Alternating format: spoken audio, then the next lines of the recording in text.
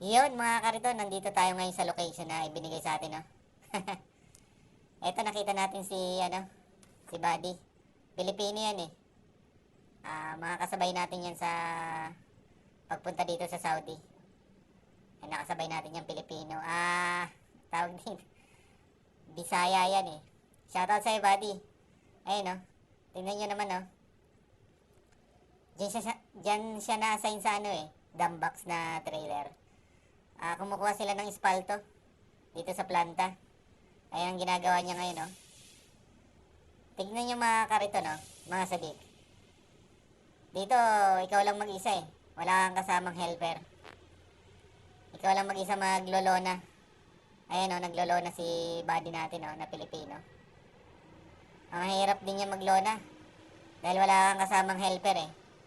Ganyan dito mga kariton. Hindi katulad sa diyan sa Pilipinas, di ba? May kasama tayong mga helper dito. Ikaw lang mag-isa talaga. Ayan, oh, tingnan nyo.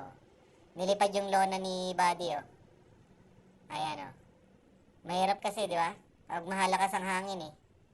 Tingnan nyo, ayan. Binalik na naman niya, oh. Hinangin kasi yung lona niya, eh. Ayan. Kasi siya lang mag-isa, mga kariton, mga sadik. Pero kung may kasama siyang helper, mabilis lang yan. Kasi merong mag-aabang doon sa baba at magtatali. Ayan o, binalik na naman niya. Kasi umahangin, ang lakas ng hangin eh. Kapag ka malakas ang hangin dyan mga kariton, mahirap maglona kasi walang magtatali sa baba eh. Ikaw lang mag-isa eh, oh. Pero, ganun lang talaga. Kailangan mo magtiis. Ayan. Ayan. Nabalik na niya mga kariton. Asphalt yan, nakapagkarga na siya. Nandyan siya ngayon sa timbangan.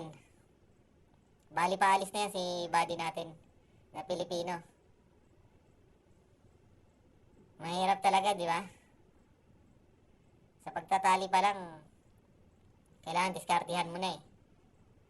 Yan, kailangan matali mo ng maayos yan kasi may violation yan mga karito, mga sadik. Yan, shoutout sa'yo buddy. Ayan, kasabay natin yan, Pilipino na dito sa company namin. Shoutout. Ayan o. So yun lang mga kariton. Tuloy lang. Yeah. Saludo sa inyo, si Moto Kariton. Yan o.